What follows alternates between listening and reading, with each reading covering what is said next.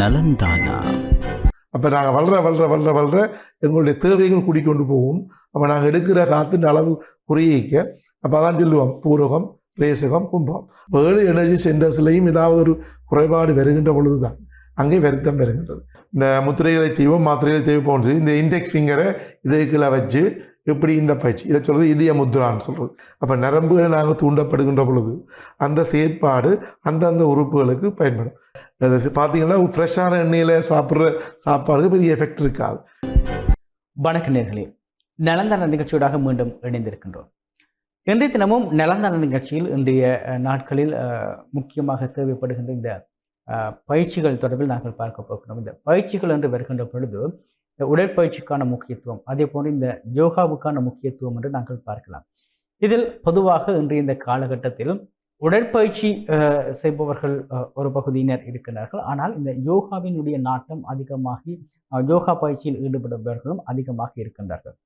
இந்த யோகாவுக்கும் நோய் நிலைமைகளை சீர் செய்வதற்கும் இடையில் ஒரு நெருங்கிய தொடர்பு இருக்கின்றது. எனவே இன்றைய தினம் சில நோய் நிலைமைகள், அதற்கான இந்த யோகா பயிற்சிகள் எவ்வாறு இருக்க போகின்றது என்பதை நாங்கள் பார்க்க போகின்றோம். இது தொடர்பில் ஆலோசனைகளையும் கருத்துக்களையும் வழங்குவதற்காக இன்றைய தினம் நமது கலியகத்துக்கு வருகை தந்திருக்கின்ற சிரேஷ்ட விரிவுரையாளர் கேதீஸ்வரன் அவர்கள், வணக்கம். உண்மையில் நான் ஆரம்பத்தில் குறிப்பிட்டது போன்று, அதாவது இந்த உடற்பயிற்சி செய்பவர்கள் ஒரு பகுதியினர் இருக்கின்றார்கள், அதே போன்று இந்த யோகா செய்கின்ற ஒரு பகுதியினர் இருக்கின்றார்கள். ஆனால் இந்த யோகாவுக்கும் எங்களுக்கு இருக்கின்ற நோய் நிலைமைகளை சீர் செய்வதற்கும் இடையில் ஒரு நெருங்கிய தொடர்பு இருக்கின்றது. ஒவ்வொரு நோய் நிலைமைகளுக்கு ஒவ்வொரு விதமான யோகா பயிற்சிகள் வழங்கப்படுகின்றது, செய்கின்றார்கள். உண்மையில் இந்த யோகா ஏன் முக்கியத்துவம் பெறுகின்றது ஒரு மனிதனுக்கு? அதாவது யோகக்கலை என்றது எமது பாரம்பரிய கலையாக கருதப்பட்டு வருகின்றது. 5000 ஆண்டுகளுக்கு முற்பட்டது. ஆகவே இந்த யோகக்கலையானது உண்மையிலேயே மிகவும் பிரசித்தமாக காணப்படுகின்றது. ஏனெனில் அதாவது உடல், மனம், சுவாசம் 3ஐயும் உள்ளடக்கிய ஒரு கலையாக இந்த யோகக்கலை காணப்படுகிறது. மற்றைய கலைகளில் நாங்கள் இந்த சுவாசத்தில் பெரிய ஈடுபாடு இருக்காது, மற்றும் உடல் சார்ந்த உள்ளம் சார்ந்த அம்சங்கள் அங்கே உள்ளடக்கப்பட மாட்டாது. எனவே யோகக்கலையிலே நாங்கள் பார்த்தோம் என்றால் உள்ளம் சார்ந்த, அதாவது தியானம், மனம் சார்ந்த அல்லது மூச்சு பயிற்சி, ஆசனங்கள் சார்ந்த உடல் பயிற்சி, 3 பயிற்சிகளையுமே நாங்கள் இந்த கலையிலே காணப்படுகின்றது.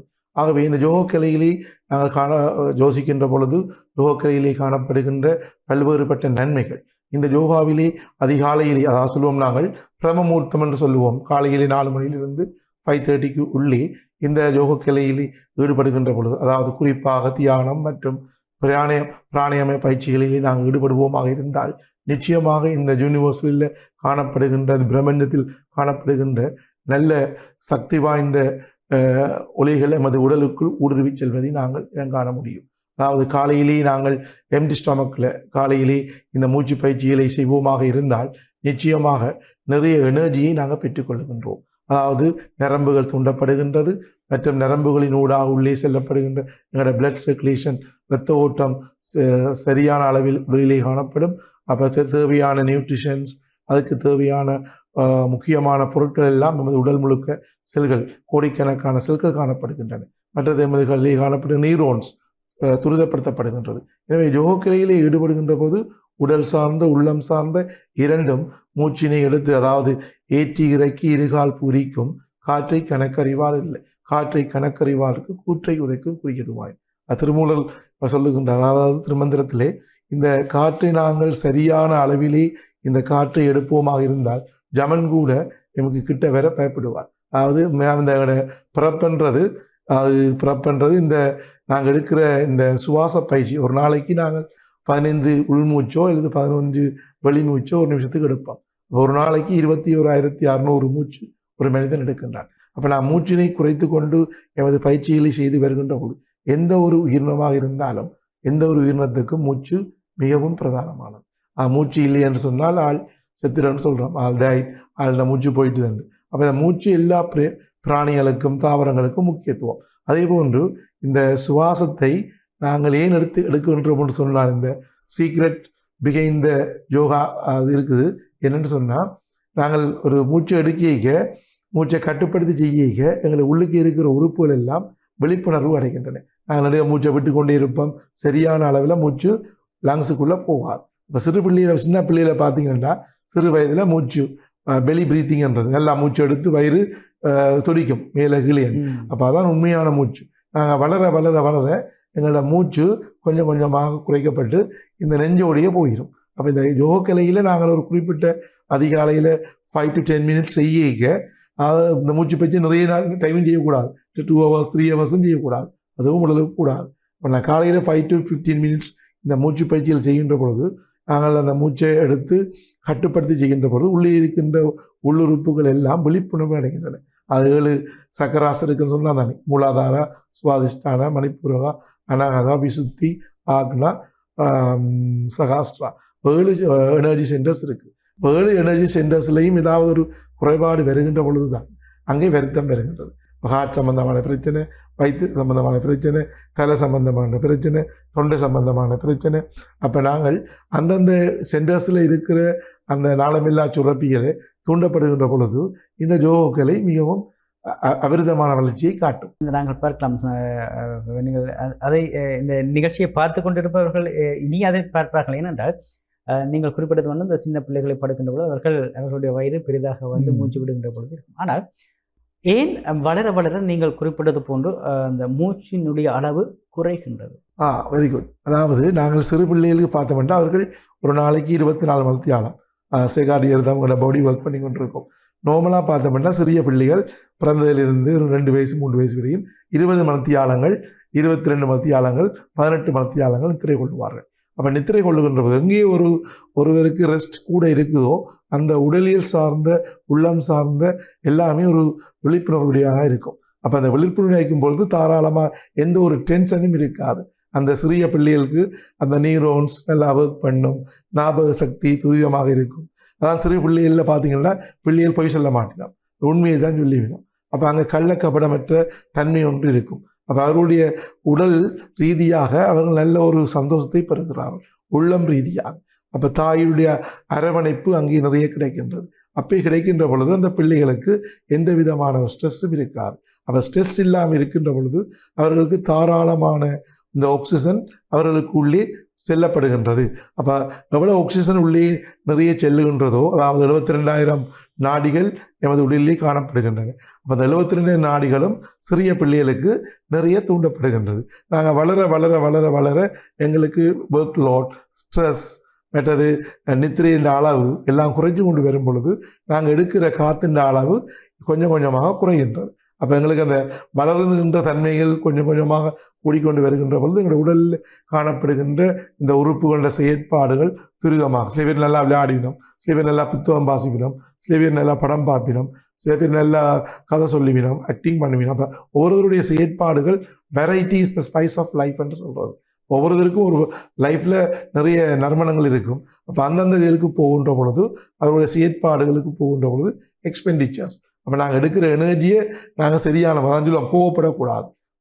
கோவப்படுகின்ற பொழுது நிறைய எனர்ஜி வேஸ்ட் ஆகும். அப்போ சிறிய பிள்ளைகளில் அந்த எனர்ஜி வேஸ்ட் ஆகிற தன்மை குறைவாகத்தான் காணப்படும். அப்போ நாங்கள் வளர வளர வளர வளர எங்களுடைய தேவைகள் கூடிக்கொண்டு போகும்.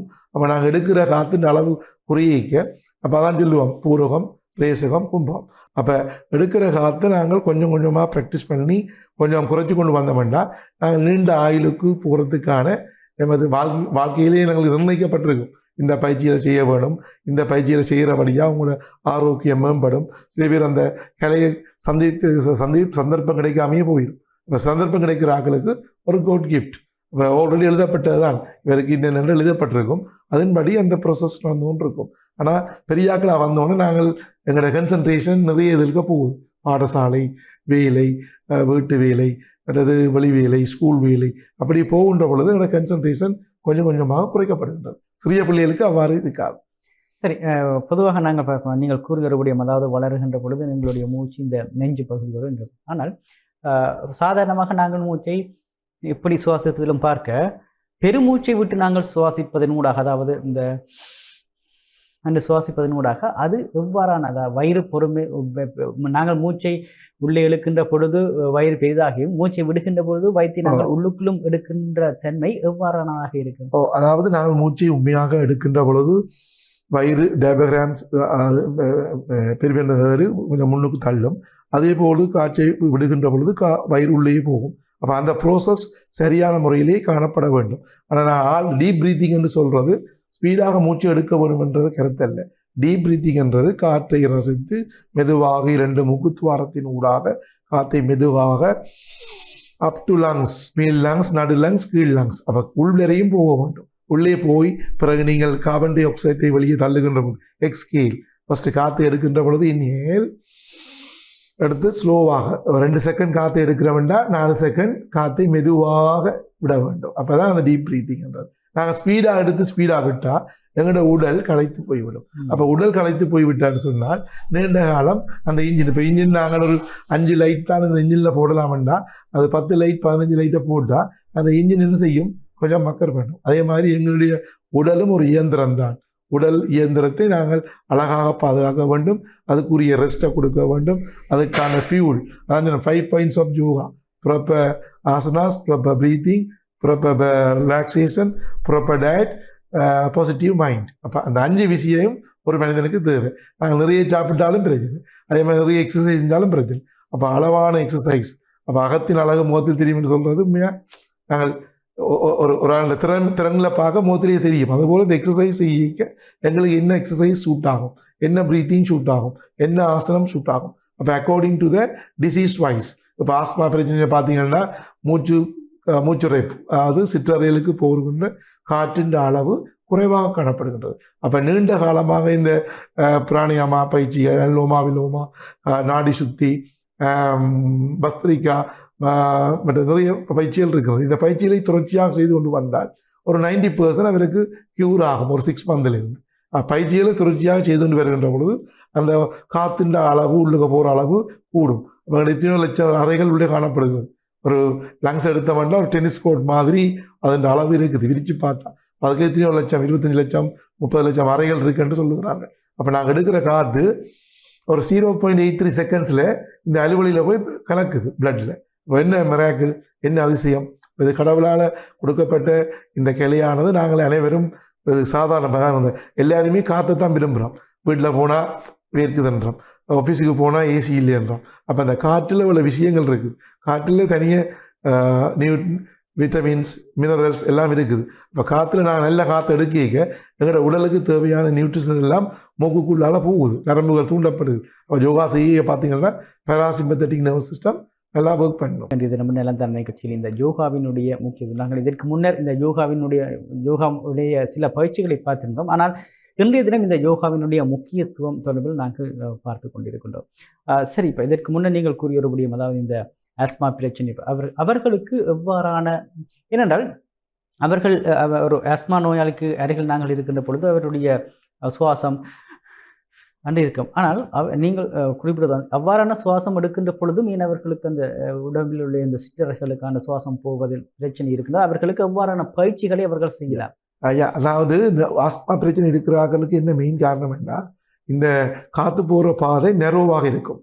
மூச்சு போகிற காற்று பகுதி. அப்போ அந்த மூச்சு பகுதிக்கு நாங்கள் நெரோவாக இருக்கிறபடியாக அவர்களுக்கு தேவையான ஆக்சிஜனை சக்கண்டு எடுக்கலாம், சடுனண்டு எடுக்கலாம். அப்போ நாங்கள் சொல்கிறோம், நாங்கள் இப்போ நாடி சுத்தி பிராணியமாக வலது போக்கு மூடிக்கொண்டு ஒரு சேர்ஸ்லேயோ ஒரு கீழே இருந்து கொண்டு இடது பக்கத்தால் மெல்ல காற்று எடுத்து ஸ்லோவாக வலது பக்கத்தால் மெல்ல காற்றை விட வேண்டும். அப்புறம் வலது பக்கத்தால் மெதுவாக எடுத்து ரசித்து அதே மாதிரி இடது பக்கத்தால் இப்படி ஒவ்வொரு சுற்று 2 பக்கம் எடுக்கிறது ஒரு சுற்று.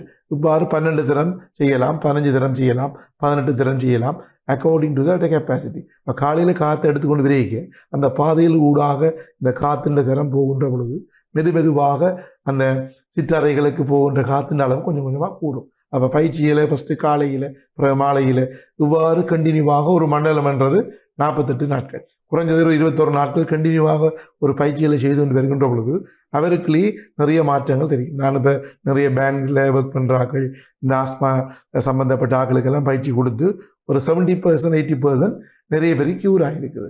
அப்போ அந்த பயிற்சிகளை கண்டினியூவாக செஞ்சு கொண்டு வருகின்ற பொழுது காற்றுக்குள்ளே போகிற அளவு சில பேருக்கு ஆப்ரேட் பண்ண சொல்லி சில டாக்டர்ஸ் எல்லாம் சொல்லி இந்த மூக்கில் தொண்டையில் ஏதாவது உங்களோட இதுகள் இருக்குண்டு. ஆனால் அதையும் தாண்டி இது ஒரு நேச்சுரல் இது. நாங்கள் அது நேச்சுரலாக இப்போ சிறிய வயதிலிருந்தே தெரியும் ஒருவருக்கு மூச்சு பிரச்சனை இருந்தால் பயிற்சிகளை செய்து கொண்டு வருகின்ற பொழுது வேறு இப்போ டயபெட்டிக் இருக்கிறார்கள் கூட மருந்துகள் இந்த சாப்பாடுகள் எவ்வாறு கொண்ட்ரோலாக இருக்கணுமோ அது மாதிரி இந்த மூச்சு பயிற்சிகள் ஊடாக நான் செய்து கொண்டு வருகின்ற பொழுது பெரிய ஒரு தாக்கம் இருக்காது. இந்த மழை காலங்களில் தான் கொஞ்சம் கஷ்டப்படுவினோம். அப்போ அந்த பயிற்சிகளை செய்கிற ஆட்களுக்கு சமாளிக்கக்கூடியதாக இருக்கும். அப்புறம் அந்த பயிற்சிகளை செய்து கொண்டு வரைக்கும் அவர்கிட்ட இம்ப்ரூவ்மெண்ட் இருக்கும்.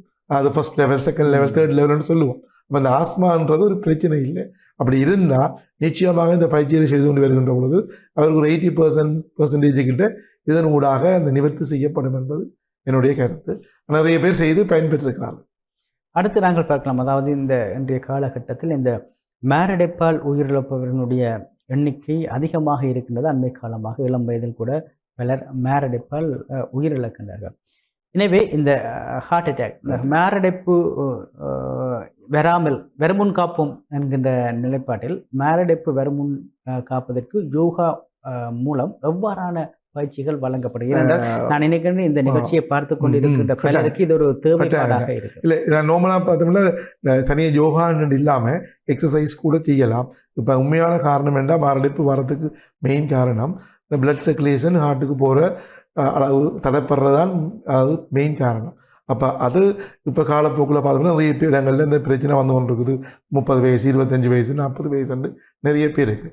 அப்போ நாங்கள் வாழ்வியல் இந்த லைஃப் ஸ்டைலை கொஞ்சம் மாற்றத்தான் வேணும். அப்போ பார்த்தீங்கன்னா ஃப்ரெஷ்ஷான எண்ணெயில் சாப்பிட்ற சாப்பாடுக்கு பெரிய எஃபெக்ட் இருக்காது. இந்த ரோட்டு கடைகளில், வீட்டு கடைகளில் எண்ணெய்கள் சார்ந்த சாப்பாடுகளை ஃபஸ்ட்டு தவிர்த்து கொண்டு வர வேண்டும். மற்றது நாங்கள் தண்ணி குடிக்கிற தண்ணி கூட சுடு தண்ணி குடிக்கிறது கொஞ்சம் நல்ல மட்டும் என்னுடைய கருத்து. அதாவது சுடுதண்ணி குடிக்கும் பொழுது, இளம் சூட்டில் குடிக்கும் பொழுது நம்மளோட உடலில் இருக்கிற எண்ணத்தன்மைகள், இந்த கொழுப்பு சார்ந்த இதுகள் கொஞ்சம் கொஞ்சமாக அதில் சப்போர்ட் பண்ணுமாக என்னுடைய கருத்தை நான் சொல்லுகின்றேன். மற்றும் இந்த கை எக்ஸசைஸ் இருக்குது. இப்போ நாங்கள் இந்த கைக்கு ஒரு தடவை எக்ஸசைஸ் பண்ணுறீங்க. இந்த வீட்டில் சுவிட்ச் போர்ட் அங்கே இருந்தால் தான் சுவிட்சை போட்டால் தான் லைட் எரியும். அதே மாதிரி இந்த கை எக்ஸசைஸ் இதெல்லாம் இப்போ லேட்டஸ்ட்டாக இந்த பயிற்சியெல்லாம் செய்து வந்து வைக்கணும். காலையில் எழுப்பினோன்னே ஏஜ் வயசான ஆக்கள், வயசு போன ஆக்கள், அப்போ இந்த 5 முத்திரைகள், இப்போ அதை விட முத்திரை யோகாவில் முத்திரைகள் இருக்குது. இப்போ இந்த பயிற்சிகள் எல்லாம் ஒரு நாளைக்கு விடிய எழுப்பி ஒரு 50 தரம் ஒரு ஆள் செய்யலாம். அதுலேயே சில பார்த்தீங்கன்னா சில காட்டுக்குரிய எக்ஸசைஸ் எல்லாம் செய்யணும். அப்படி வச்சு இந்த கையை வச்சு இந்த எக்ஸசைஸ் இப்படி ஸ்பேஸ், இதை சொல்கிறது ஸ்பேஸ், இதை சொல்கிறது நெருப்பு, இது காற்று, இது ஸ்பேஸ், இது நிலம், இது நீர். அப்போ இந்த கையை வச்சு இதுக்குள்ளே வச்சு இந்த எக்ஸசைஸை செய்கிறோம். அப்படி அதாவது இதுக்குள்ளே வச்சுட்டு இந்த எக்ஸசைஸ் செய்கிறது. விரல் முத்திரைகளை செய்வோம், மாத்திரைகளை தவிர்ப்போம். சரி, அப்போ இதெல்லாம் முக்கியமான எக்ஸசைஸ். இப்படி ரைட்டா, ரைட், இப்படி 1 2 3 4 5 6 7 8 1 2 3 4 5 6 7 8 1 2 3 4 5 6 7 8 அது மாதிரி 2 கைகளையும். அப்போ இந்த நரம்புகள் தூண்டப்படுகின்ற பொழுது, அதாவது நாங்கள் சொல்லுவோம் இந்த முத்திரைகளை செய்வோம், மாத்திரைகளை தேவைப்போம். இந்த இண்டெக்ஸ் ஃபிங்கரை இதுக்குள்ள வச்சு இப்படி இந்த பயிற்சி, இதை சொல்கிறது இதய முத்ரான்னு சொல்கிறது. அதாவது நீர் மூலகத்தை நேராக விடுகிறோம், இந்த காற்று மூலகத்தை இந்த நெருப்புகளை விடுறோம், மற்ற 2ஐயும் சமப்படுத்துகிறோம். அதாவது ஒருத்தருக்கு இந்த மூலகம் எவ்வாறு இருக்குன்னு தெரியாது, பஞ்சபூதங்கள் கூடி குறையலாம் முடியல. அப்போ இவ்வாறு செய்கின்ற பொழுது இது இந்த ஹார்டேக் வாரத்துக்கு முதலும் இந்த பயிற்சிகளை நாங்கள் கிழமையில் 2 நாளோ 3 நாளோ காலையிலையோ ஈவினிங்கிலோ செய்யலாம். அது சில நேரங்களில் ஒரு பெயின் இருக்கிற மாதிரி ஒரு ஃபீலிங் இருந்தால் இந்த வகையான முத்திரைகளை செய்கின்ற பொழுது அந்த வகையான ஒரு சின்ன சின்ன ஃபீலிங் எல்லாம் பாடியில் இருந்து அகலுவதாக நீங்கள் எண்ணுவீர்கள். அப்போ அப்படியான பிரச்சனை இருக்கிறார்கள் ப்ராக்டிஸ் பண்ணி பாருப்போம். நாங்கள் எதையுமே ப்ராக்டிஸ் பண்ணி பார்த்து கொண்டு வரைக்கும் எங்களோட பாடியில் ஒரு நரம்புகள் தூண்டப்படும். இப்படி இந்த கையை நாங்கள் வச்சு செய்யக்கே நீங்கள் இண்டெக்ஸ் ஃபிங்கரை இந்த கைகளை விட்டு இது 2ஐயும் இப்படி சென்டரில் வச்சு இப்படி ஒரு கதிரையில் இருந்து நீங்கள் ட்ராவல் பண்ணிக்கையோ வீட்டிலேயோ இருந்து ஒரு 3 to 5 minutes சிலங்களில் ஒரு பெயின் வந்துடுது கூடனா கூட இந்த முத்ராவை செய்து கொண்டு வருகின்ற பொழுது அந்த பெயின் தன்மை கொஞ்சம் குறையும், ஹாஸ்பிட்டலுக்கு உடனடியாக போகக்கூடியதாக இருக்கும். அப்போ அந்த துரிதமான ஆபத்திலிருந்து இது ஒரு ஃபர்ஸ்ட் எய்டாக கருதப்படும். அப்போ சிலங்களில் அவர்கிட்ட உயிரை காப்பாற்றக்கூடிய தன்மையும் இருக்குது. இப்போ நான் சொல்கிறேன் கார்டியாக் அரெஸ்ட், மயங்கி விழுந்தா சிபிஆர் செய்கிற மாதிரி இந்த கார்ட் சார்ந்து இருமுறது. சில ஒரு தூரம் இருக்கிறீங்க நல்லா இரும்ப வேணும். இல்லை சில பேர் நாக்குகளை இந்த உப்புத்தூள் கட்டியில் வைப்பினோம், தண்ணி பிளட்டை தன்மையாக்குறது. அப்போ உடனடியாக செய்ய வேண்டிய அந்த சில ஃபர்ஸ்ட் எய்டுகள் இருக்குது. இப்போ ஒருத்தருக்கு ஒரு ஹார்ட் சம்பந்தமான பிரச்சனை இருக்குன்னா அவர் அந்த ஹார்ட் சம்பந்தம் சார்ந்த பிரச்சனைகளே கவனமாக ஒரு டாக்டர்கிட்ட போய் ஒரு கன்சல்ட்டில் போய் அவர்கிட்ட ஐடியாவை எடுத்து அதுக்குரிய மாத்திரைகளையும் எடுக்க வேண்டும். அப்படியான தன்மைகள் ஒரு ஃபேமிலி ஹிஸ்ட்ரியிலையும் இருக்கும். அது ஃபேமிலியில் இருக்கிற ஆட்களுக்கு வாரத்துக்கான சந்தர்ப்பங்கள் கூட. அப்போ அது சார்ந்த பயிற்சிகளையும் இல்லை ஸ்ட்ரெஸ், நாங்கள் ஸ்ட்ரெஸ் தான் இந்த மெயின் பிரச்சனையில் இருக்கும். ஸ்ட்ரெஸ்ஸு வராமல் எங்களோட வேலைகளை நாங்கள் ஒழுங்குபடுத்துவோமாக இருந்தால் நிச்சயமாக எங்களோட வாழ்க்கையில் அந்த பிரச்சனைகளை கொஞ்சம் கொஞ்சமாக நாங்கள் பிட் போடலாம். நாங்கள் ஸ்ட்ரெஸ்ஸுக்குள்ளேயே இருந்தோம்னா டயபெட்டிக் பிரச்சனை வந்துடும். டயபெட்டிக் வந்தால் சைலண்ட் ஹார்ட் அட்டாக் வாரது கூட தெரியாது. சில பேர் நிகழ்ச்சிப்பட்டிருப்பேன், நித்திரையில் உயிர் போயிருக்கும். அதுக்கு சைலண்ட் கில்லர் மாதிரி ஒரு ஹார்ட் அட்டாக் வந்திருக்கலாம். இப்போ நித்திரையில் வரும். அப்போ அவர் ஆக்டிவேட் ஆக்குறதுக்கு இந்த வாக்கிங்கும் வெரி இம்பார்ட்டன்ட். தனியாக யோகா மட்டும் இல்லை, யோகாவில் இருக்குது ஒவ்வொரு ஆசனங்கள் செய்கிறது, ஒரு முத்திரைகள், இந்த ப்ரீத்திங் கூட நல்ல எக்ஸசைஸ். அதாவது நாடி சுத்தி பிராணயமா, அல்லோமா விலோமான்றது 1-4-2 சொல்லுவோம். இப்போ 2 செகண்ட் இடது பக்கத்தால் காற்ற எடுத்து 8 செகண்ட் அப்படியே ஹோல்ட் பண்ணி பிறகு வலது பக்கத்தால் 4 செகண்ட் ஸ்லோவாக வர்றது. இப்படி 2 பக்கமும் 5 தடவை இதை சொல்றது அல்லோமா விலோமா. அதாவது 1-4-2 ரேஷியோ. 2 செகண்ட் காற்று எடுத்த வேண்டாம், 8 செகண்ட் காற்றை ஹோல்ட் பண்ணி வைக்கிறது, 4 செகண்ட் காற்றை மெல்ல வரும். அப்போ நாங்கள் எப்போ அந்த காற்றை கட்டுப்படுத்த விழிக்கிறோமோ அப்போ தான் உள்ளே இருக்கிற அந்த உள்ளுறுப்புகள் வெளிப்படையும். நான் நெடுக ப்ராக்டிஸ் பண்ணிக்கொண்டு இருந்து நிறைய ரெஸ்டே கொடுக்காட்டி எந்த ஒரு பொருளுக்குமே இருக்கா. நீங்களே 24 மணி நேரம் ஒர்க் பண்ணிடலாம். அவர் ரெஸ்ட் எடுக்க தான் எங்களோட உறுப்புகள் பலம் பெறும். அப்போ அந்த ஹார்ட் சம்பந்தமான பிரச்சனை இருக்கிறார்கள், அந்த கடற்கரைகளுக்கு போய் குளிக்க கூட அந்த அலைகள் படாமல் ஒரு ஸ்மூத்தான தண்ணிலாம் குளிக்க வேணும். சில பேருக்கு லங்ஸ் வீக்காக இருக்கும், சில பேருக்கு ஹார்ட் வீக்காக இருக்கும். அப்படியான ஆட்கள் கொஞ்சம் சில தேவையில்லாத அன்னெசரி இப்போ அந்த குத்துச்சண்டை, அடிபடுறதுகள் அதிலிருந்து விலத்துப்பட வேண்டும். இப்போ சில பிள்ளைகளே சிலருக்கு இருக்கும் தெரியாது, சிலருக்கு நெஞ்சில் அடிப்பினம் இந்த ஸ்கூல்களில். அப்போ அதெல்லாம் கவனமாக இருக்க வேண்டும். அது ஃபேமிலி சார்ந்த பிரச்சனைகள் பெற்றோர்களுக்கு கட்டாயம் தெரிய வேண்டும். பிள்ளைக்கு என்ன பிரச்சனை இருந்தால் அது முன்கூட்டியே ஃப்ரீக்கு கேர் எடுக்கப்பட வேண்டும். எடுத்தால் அதிலிருந்து மீளலாம். மற்றது சாப்பாடு தான் very importance. What to eat, what not to eat, என்ன சாப்பிட வேணும், என்ன சாப்பிடக்கூடாது, அதை கட்டாயமாக ஒரு 40 வயசுக்கு மேலே கட்டாயமாக எல்லாருமே ஃபாலோ பண்ண வேணும். இப்போ இளமாக்களும் எல்லாருக்குமே வருத்தங்கள் வர்றதுக்கு காரணம் எல்லாமே கெமிக்கல்ஸ். சாப்பாடு, வெஜிடபிள்ஸ், இந்த கொத்து ரொட்டி எல்லாமே எண்ணெய் சார்ந்த சாப்பாடு. இப்போ அது எப்பயாவது ஒரு நாள், ஒரு ஒகேஷன் கிழமையில் ஒரு நாள், மந்த்லி ஒரு நாள் எடுக்கிறது ஓகே. இப்போ கண்டினியூவாக பார்த்தீங்கன்னா லாஸ்ட் வீக் கூட ஒரு 22 வயசு படியன் ஒரு நாளைக்கு 2 கொத்து 3 கொத்து சாப்பிட்டு வேறாம். அப்போ எண்ணெய் சாப்பாடில் சாப்பிட்டு திடீரென்று ஹார்ட் அட்டாக். அப்போ 99% வரையும் தெரியாது. அப்போ 99% ஒரு அடைப்பு எங்கேயும் இருக்கிக்கு தான் அது ரிஃப்ளெக்ட் பண்ணும். அப்போ நாங்கள் மாடி ஏறிக்க கலைக்குது, இல்லாட்டி சைக்கிள் உடைக்க கலைக்குதுன்னா நாங்கள் அதை ஃபேமிலி டாக்டர்ஸ் மாதிரி ஒருக்கா செக் பண்ணுறது நல்லா செக் பண்ணினா எங்களுக்கு அட்வான்ஸ் தான். திடீரென்று எங்கேயாவது வருத்தம் வந்தால் கூட முன்கூட்டியே நாங்கள் அதை சேவ் பண்ணலாம். இல்லையண்டா ஒரு ஹாஸ்பிட்டலில் இருந்து தூர நிற்க உங்களால் அந்த ஹாஸ்பிட்டலுக்கு போக முடியாது. அப்போ அதில் நாங்கள் அந்தந்த ஏரியாவில் இருக்கிறார்கள் விழிப்புணர்வாக கன்சல்டனை மீட் பண்ணினா இதிலிருந்து கொஞ்சம் நாங்கள் வெயிட் பண்ணலாம். ஏன்னா இப்போ அந்த ஹார்ட் பிரச்சனைன்றது ஒரு கொமனான பிரச்சனையாக போயிட்டு உலகம் முழுக்க. நீ அதுக்கு ஒரு ட்ரீட்மெண்ட் இப்போ கையில் எல்லாம் வந்தபடியாக கொஞ்சம் கொஞ்சம் சேஃபாக இருக்குது. இனி வருங்காலங்களில் அதுக்கு நல்ல அட்வான்ஸான டெக்னாலஜியின் ஊடாக வருகின்ற பொழுது எமது மக்களுக்கு அது பயனாக இருக்கும். இருந்தாலும் வாழ்வியலை நாங்கள் சரியாக பயன்படுத்தினோம்னா எங்களுடைய ஆயுட்காலத்தையும் கூட்டிக்கொள்ளலாம், அல்லது அதிலிருந்து கொஞ்சம் கொஞ்சமாக விடுபடலாம். இல்லையென்றால் அதுக்குள்ளே நாங்கள் மாட்டிக்கொள்வோம் தான் என்ற கருத்து. நீங்கள் குறிப்பிட்டது போன்று, அதாவது இதற்கு முன்னர் நீங்கள் கூறிய ஒரு அந்த பயிற்சி, அதாவது இந்த விரல்களுக்குள் வைத்து நாங்கள் இவ்வாறு செய்கின்ற பொழுது இதயத்துக்கு, ஆனால் அது இந்த கைகளில் பிடிக்கின்ற ஒரு தன்மைக்கான, அதாவது நரம்புகள்லாம் எல்லாத்துக்குமே பிரச்சனை. அதில் ஒன்று நரம்பு கூடாது தான் பிளட்ஸ் போகிறது, அதுக்குள்ள ஒரு டவலி ஒன்று இருக்கிறது, லிம்பத்தட்டிக் சிஸ்டம் ஒர்க் பண்ணுகின்றது. அப்போ நரம்புகளை நாங்கள் தூண்டப்படுகின்ற பொழுது அந்த செயற்பாடு அந்தந்த உறுப்புகளுக்கு பயன்படும். இப்போ ஒவ்வொரு முத்ராஸ் இருக்குது. இப்போ டயபெட்டிக்கு ஒரு முத்ராஸ் இருக்குது, பிளட் ப்ரெஷருக்கு ஒரு முத்ரா இருக்குது. அப்போ ஸ்பெஷலாக எந்த உறுப்புகளுக்கு அந்த சிஸ்டம் தேவையோ அதெல்லாம் பயிற்சியின் ஊடாக மெதுவாக ஒருத்தருக்கு பிளட் ப்ரெஷர் கூட இருக்கும். பிளட் ப்ரெஷர் கூட இருக்க நாடி சுத்தியை செய்து கொண்டு வந்தாருண்டா நிச்சயமாக பிளட் ப்ரெஷர் 180 அப்படியே 170, 160, 140, 130 வரும். கண்டினியூவாக ஒரு 2 வீக்ஸுக்கு அவர் மானிட்டரிங் பண்ண வேணும். மானிட்டரிங் பண்ணினா அதுக்கு ஒரு பெனிஃபிட் இருக்குது. இப்போ அதிலிருந்து அவர் மாத்திரையிலிருந்து பிறகு மாத்திரையில் பாவிச்சு கொண்டு இருக்கிறாங்க. டாக்டர்கிட்ட போய் கன்சல்ட் பண்ணி மாத்திரை போடுறாக்கள் கொஞ்சம் கொஞ்சமாக மாத்திரையை குறைக்கலாம். அப்போ பயிற்சியில் செய்து கொண்டு வர வேணும். டாக்டர்கிட்ட கன்சல்டன் இல்லாமல் செய்யக்கூடாது. அவரும் கன்சல்ட் பண்ணி டாக்டர் அதை பரிந்துரைப்பார், ரெக்கமெண்ட் பண்ணுற ஓகே உங்களுக்கு நார்மலாக இருக்குது, அப்போ கொஞ்சமாக குறைச்சி கொண்டு வரிக்க இருக்கும். திடீரெண்டு டாக்டர்களும் சொல்லாமல் யோகா செய்கிறோம், யோகா செஞ்சால் ஓகேன்னு சொல்லக்கூடாது. ஏன்னா ஒரு பாடி 3 விதமான பாடி இருக்குது. ஆக்டோ பாடி, எண்டோ பாடி, மீசோ பாடி. அப்போ ஒரு பாடியும் மெல்லிசாக இருப்பினா, ஒரு ஆள் பட்டி மாதிரி இருப்பார், இல்லை மேல் பாடி ஒரு ஆளுக்கு பெருசாக இருக்கும், கீழ் பாடி சின்னதாக இருக்கும். இப்போ அவன் பாடின்ற தன்மைக்கு ஏற்ற இப்போ பார்த்தீங்கன்னா அந்த பாடி கூட சில பேருக்கு ஹீட்டாக இருக்கும், சில பேருக்கு குளிராக இருக்கும். அப்போ அந்த உடல்ட தன்மையை பொறுத்து நாங்கள் அதை கன்சல்ட் பண்ண வேணும். அப்போ எதுக்குன்றாலும் நாங்கள் இப்போ டாக்டரை கன்சல்ட் பண்ணுறதுல தப்பில்லை.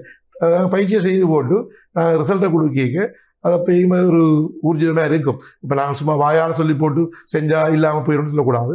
செய்து கொண்டு வந்து அதை மானிட்டரிங் பண்ணிட்டு வேற வேணும். ஒரு 2 to 3 months கொண்டு வந்து நீங்கள் பயிற்சிகள் செய்து வரைக்க உங்களோட உடல்லையும் ஒரு உள்ளத்திலையும் ஒரு உத்வேகம் கொண்டு வரும். அப்போ உத்வேகம் வரைக்கும் உங்களுக்கே ஒரு தன்னம்பிக்கை, செல்ஃப் கான்ஃபிடன்ஸ், இந்த பயிற்சிகளுக்கு அப்புறம் என்னோட பாடியில் ஒரு மாற்றம் இருக்குண்டு நீங்களே ஃபீல் பண்ணி. இப்போ நீங்கள் மூச்சு பயிற்சி செய்ய காலையில் உங்களுக்கு தெரியுமே நினைக்கிறேன். அப்போ அது ஒரு உத்வேகம் ஒன்று இருக்குது. அப்போ அதால் உங்களுக்கு மற்ற பிரச்சனைகளை கொஞ்சம் ஸ்லோ பண்ணும். உங்களோட ஃபீல்டில் ஸ்ட்ரெஸ் இருக்கும், டென்ஷன், டைமுகள். அப்போ அதால் இதில் நீங்கள் பயிற்சிகளை செய்கிறதால எங்களுக்கு உடல் சார்ந்த நன்மைகள்லாம் அதிகம் இல்லை, அதாவது அன்கவுண்டபிள் பெனிஃபிட்ஸ். நன்றி. இன்றைய தினமும் நிரந்தர நிகழ்ச்சி நடைபெறுகிறது. இன்றைய தின நிரந்தர நிகழ்ச்சி இந்த யோகாவினுடைய முக்கியத்துவம் என்ன, அதில் அதாவது நான் நினைக்கின்றேன் இது பிறந்தப்பட்ட தேசம் யோகா என்பது. ஆனால் அதில் முக்கியமாக நாங்கள் இன்றைய காலகட்டத்தில் தேவையான சில நோய் நிலைமைகள், அதற்கான பயிற்சிகளை நாங்கள் பார்த்திருக்கிறோம். இது தொடர்பில் ஆலோசனைகளையும் கருத்துக்களையும் வழங்கிய விரிவுரையாளர் கேதீஸ்வரன் அவர்களுக்கு நன்றிகளை கூறிக்கொண்டு மீண்டும் மற்றொரு நிகழ்ச்சியோடு சந்திப்போம். வணக்கம்.